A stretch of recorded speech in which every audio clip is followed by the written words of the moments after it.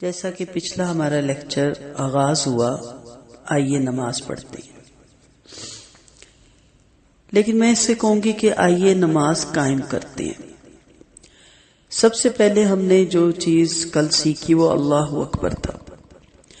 اللہ بڑا ہے اور اللہ ہی بڑا ہے، اللہ کے سوا تو کوئی بڑا ہے نہیں۔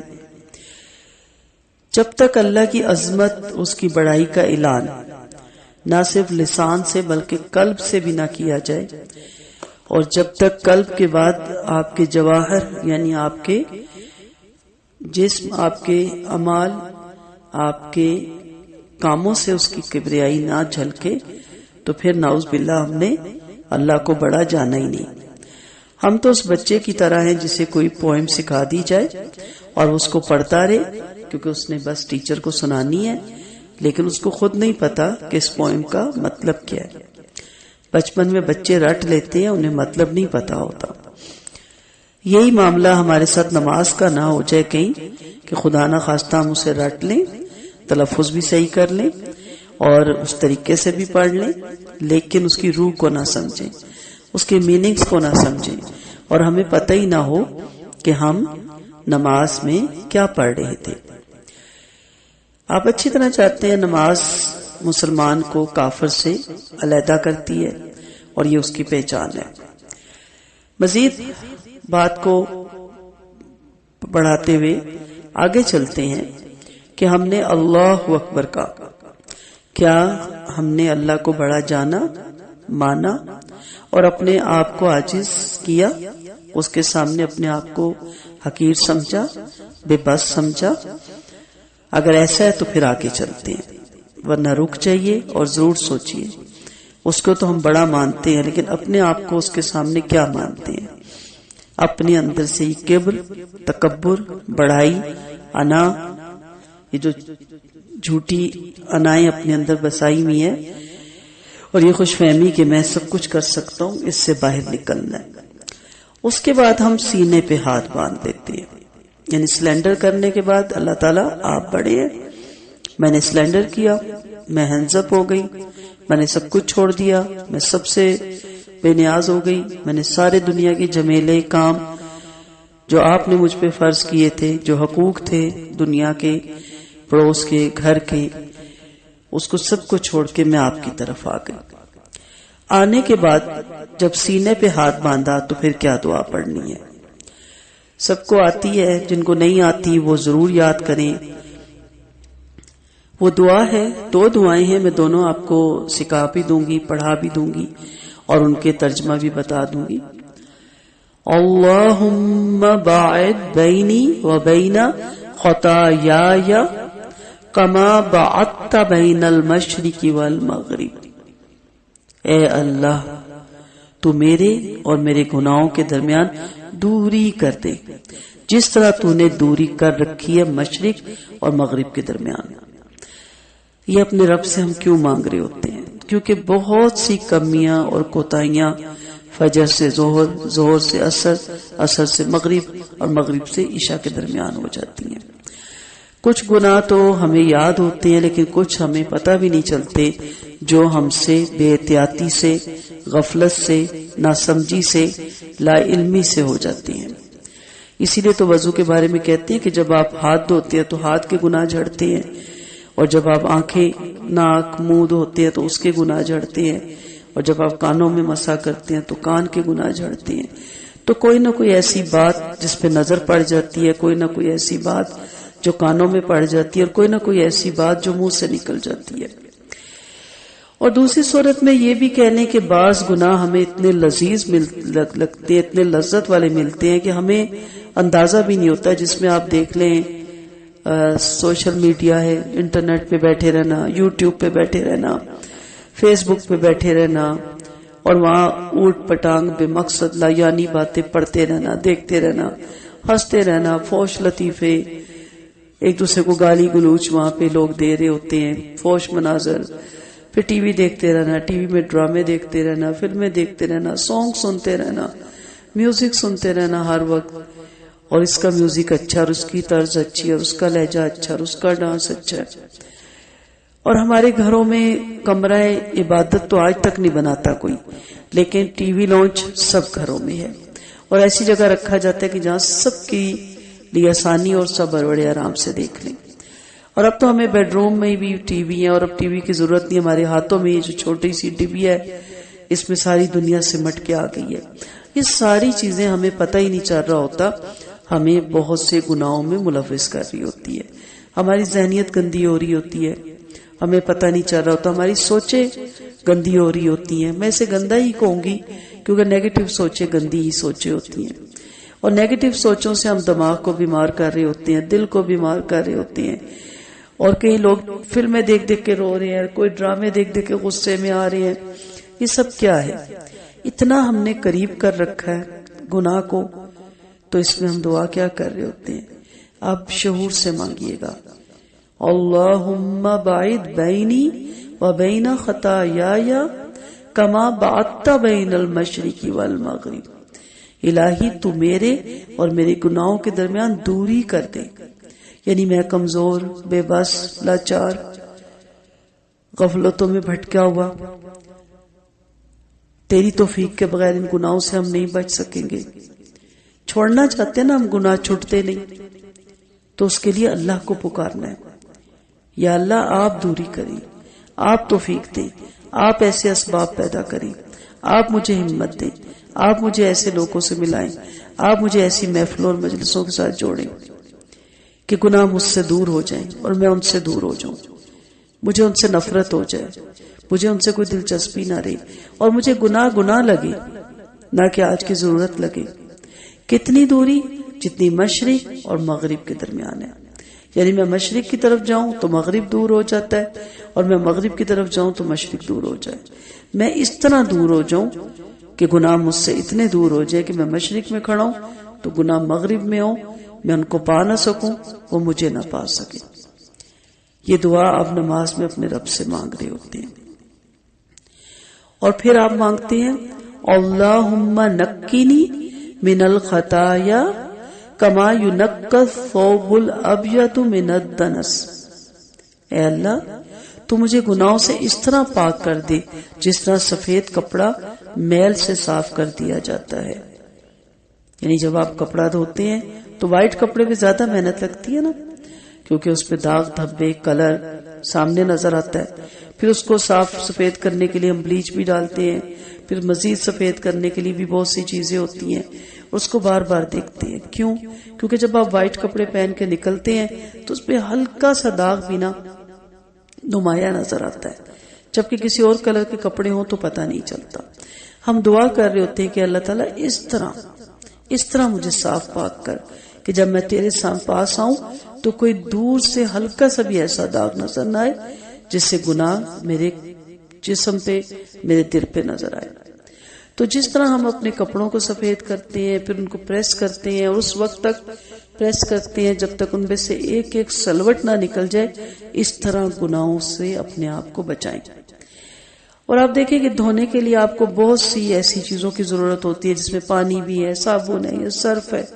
اس طرح اپنے گناہوں سے اپنے آپ کو پاک کرنے کے لیے سب سے پہلی چیز تو اللہ سے دعا ہے، گڑ گڑا کے مانگیں کہ اللہ میں گناہوں میں لتھڑا ہوا ہوں، میں گناہوں کی پلیتی میں بھرا ہوا ہوں، میں اپنے آپ کو اس سے نہیں بچا پا رہا۔ اور پھر اس کے لیے ایسے صابن یا صرف ایسے لوگوں میں بیٹھے جو نیک ہیں، جو نمازوں کی حفاظت کرتے ہیں، جو نماز ریگولر پڑھتے ہیں، جو گناہوں کا پتہ بتاتے ہیں، ایسی مجلسوں میں جائیں۔ اور اس کے بعد پھر اس کو جب پریس کرتے ہیں آپ تو کس سے؟ استری سے۔ استری کی تار ہوتی ہے نا، تار کے آگے سوئچ ہوتا ہے، پھر بھی استری نہیں چلتی۔ سوئچ کو کہاں لگاتے ہیں آپ؟ جب اس کو اس کے سوئچ کے ساتھ کنیکشن کرتے ہیں اور اس کو آن کرتے ہیں، پیچھے سے لائٹ آتی ہے، وہ بجلی آتی ہے، وہ اس کے اندر آتی ہے، اور وہ استری جو ہے آپ کا کپڑا اس کی ایک ایک سلوٹ ٹھیک کر دیتی ہے۔ تو ہمیں اپنے تار اللہ سے جوڑنا ہے۔ جب تک ہمارا تار اللہ سے نہیں جڑا ہوا، ہماری یہ کپڑوں کی سلوٹیں نہیں سیدھی ہوں گی۔ تو یہ تار جوڑنا نہایت ضروری ہے، ٹھیک ہے۔ بعض دفعہ ہم چارجر جلدی سے لگاتے ہیں، آن کرنا بھول جاتے ہیں، ہم بڑی خوشی خوشی آتے ہیں گھنٹے بعد کہ موبائل چارج ہو گیا ہوگا، دیکھیں تو نہیں۔ اب چیک کیا تو پتا چلا پیچھے سے بٹن ہی آن کرنا بھول گئی. تو ہمارا اور رب کے درمیان جو کنیکشن ہے نا قرآن کا نماز کا، اس کو آن کریں اور اپنے آپ کو اپنے رب سے پھر یہ دعا مانگے کہ اللہ تعالی اللہم نقنی من الخطایا کما ینقی الثوب الابیض من الدنس. پھر ہم یہیں پہ دعا مانگتے ہیں اللہم اغسل خطایای بالماء والثلج والبرد. اے اللہ آپ میرے گناہوں کو دھو دیں پانی، برف اور اولوں سے. یعنی ایک چیز سے نہیں، پانی سے صاف بھی کرنا ہے کپڑے کو، پھر اس کے بعد برف یعنی کوئی بھی آپ کہہ لیں اس کو کوئی اور بہترین چیز، اور پھر اولوں سے. یعنی اس طرح مجھے صاف کر میرے گناہوں کو کہ میں دھل جاؤں، صاف ستھرا ہو جاؤں، اور تیرے حضور جب کھڑا ہوں تو بالکل صاف ستھرا کھڑا ہو جاؤں. تو جب آپ سینے پہ ہاتھ باندھتے ہیں اور یہ دعا مانگتے ہیں تو یہ دعا اب آپ نے شعور سے مانگنی ہے. اس طرح نہیں مانگنی کہ جلدی جلدی اللہم باعث بینی بین خطایا کما بعدت بین المشرق والمغرب، یہی کر رہے ہوتے ہیں نا. اب آپ نے مانگنی ہے تو پورے شعور کے ساتھ. اسی سے آگے انشاءاللہ ایک لیکچر میں آپ کو خشوع خضوع پہ بھی دوں گی. یہ خشوع خضوع تب آتا ہے، میں نے اس کے پہلے اس کو ریکارڈ کیا اور خشوع خضوع کو بعد میں کر رہی ہوں، کہ آپ کو پتا تو ہو کہ آپ پڑھ کیا رہے ہیں، آپ جانتے تو ہوں کہ آپ کیا کہہ رہے ہیں. جب تک آپ جانیں گے نہیں، آپ کو میننگز نہیں پتا ہوں گے، آپ کی وہ فیلنگ نہیں آئے گی، تو آپ کے خشوع خضوع کیسے آئے گا؟ تو خشوع خضوع کے لیے اس کا ترجمہ جاننا، اس کے میننگز کو سمجھنا نہایت ضروری ہے. انشاءاللہ خشوع خضوع پہ بھی تفصیل سے بات کریں گے کہ اس کس کا نام ہے. لیکن جب تک ترجمہ نہیں آئے گا، اب لاکھ کوشش کریں آپ کس کی نماز میں خشوع خضوع نہیں آ سکتا. جی، اور پھر ایک اور دعا بھی پڑھی جاتی ہے، آپ دونوں بھی پڑھ سکتے ہیں، دونوں میں سے کبھی ایک پڑھیں کبھی دوسری پڑھیں. ساری روایتیں آپ کو ملتی ہیں. پہلی جو میں نے آپ کو تو بتائی ہے دعا، وہ مسلمز کی دعا ہے، بخاری اور مسلم کی دعا ہے. پھر ہم تسبیح پڑھتے ہیں سبحانک اللہم وبحمدک وتبارک اسمک وتعالی جدک ولا الہ غیرک. سبحانک اللہم، پاک ہے تیری ذات اے میرے اللہ. اس کی پاکی بیان کرتے ہیں اور اظہار کرتے ہیں اس چیز کا کہ اللہ آپ کی ذات کے علاوہ کوئی بھی یہاں پہ پاک نہیں. وتبارک اسمک، اور وہ بھی تیری تعریف کے ساتھ، تیرے نام کے ساتھ، وبحمدک اور وہ بھی تیری تعریف کے ساتھ. وتبارک اسمک، بڑی برکت والا ہے تیرا نام. بارکہ اس اٹھنی کو کہتے ہیں جو دودھ بھی دیتی ہے، پھر افزائش نسل بھی بڑھاتی ہے، اور جس گھر میں ہوتی ہے اس ان کے لیے سامان لادنے کا بھی کام دیتی ہے. یعنی برکتیں ہی برکتیں ہوتی ہیں. تو کہتے ہیں بارکہ اس اٹھنی کو. تو اللہ کا نام ہی اتنا برکت والا ہے کہ اس کا نام لیتے ہی گھر میں برکتوں کا نزول ہو جاتا ہے، اس کی رحمتوں کا نزول ہوتا ہے. تو نماز میں بھی آپ اس چیز کی دہرائی کرتے ہیں، یاد دہانی کرتے ہیں کہ اے میرے اللہ میں تیری پاکی بیان کرتا ہوں. ٹھیک ہے میں دنیا کے کام میں پھنسا ہوا تھا، فجر سے زور، زور سے عصر، عصر سے مغرب، مغرب سے عشاء، لیکن تیری پاکی بیان کرتا ہوں. اے اللہ تیری ذات ہے جس نے مجھے ان کاموں میں مصروف رکھا، ہمت دی، طاقت دی، اور تیری توفیق ہے، تیری تعریف ہے کہ ہم دوبارہ تیرے سامنے حاضری دینے کے لیے حاضر ہو گئے. بڑی برکت والا ہے تیرا نام. ولا الہ غیرک، سب سے بلند و بالا ہے تیری بزرگی اور کوئی معبود نہیں تیرے سوا. وتعالی جدک، سب سے بلند و بالا ہے تیری بزرگی اور کوئی معبود نہیں تیرے سوا. جب آپ دل کی گہرائیوں سے فیلنگ کے ساتھ یہ دعا پڑھیں گے تو پھر آپ کو احساس ہوگا کہ میں اپنے رب کی بڑائی، کبریائی ادا کرنے سے، اس کی تعریف کرنے سے قاصر ہوں. یہ تو چند الفاظ ہیں جس میں کوزے میں دریا بند ہے. ہم اس کو بولنے لگے، اسے کھولنے لگے تو ہم نے کیا کھولنا. بڑے بڑے علماء کی عمریں گزر گئیں لیکن وہ اس کی تفسیر نہیں کر سکے. روتے تھے علماء کہ ہم اپنے رب کی تعریف کیسے لکھیں، اور لکھ سکتا ہی نہیں انسان. یہ کچھ الفاظ ہیں جو اللہ ہی نے ہمیں سکھائے، جو ہماری دل کی عکاسی کرتے ہیں اور جس کے ذریعے ہم اللہ تعالیٰ کی کبریائی بیان کرتے ہیں. سبحانک اللہم وبحمدک وتبارک اسمک وتعالی جدک ولا الہ غیرک. تیری پاکی بیان کرتا ہوں اے اللہ، اور وہ بھی تیری تعریف کے ساتھ. بڑی برکت والا ہے تیرا نام، سب سے بلند و بالا ہے تیری بزرگی، اور کوئی معبود نہیں تیرے سوا. تو اب جب تک نیا لیکچر آپ کو نہیں ملتا، آپ ان دعاؤں کو عربی کے ساتھ یاد کریں. آپ کو مل جاتی ہیں، ریکارڈنگ بھی مل جاتی ہے. جس کے پاس نہیں ہے وہ بتائے، ہم ان کو ریکارڈ کر کے عربی دے دیں گے. اس کا ترجمہ یاد کریں، لفظی ترجمہ آپ سارے پڑھ رہے ہیں الحمدللہ. اب تو آپ خود بھی کر لیتے ہوں گے. سبحانہ پاک ہے کا تو، اللہ اے اللہم. تو آپ اس کو لفظی بھی کر سکتے ہیں، لیکن اگر آپ با محاورہ بھی کرنا چاہیں تو آپ کر سکتے ہیں. اسے یاد کریں.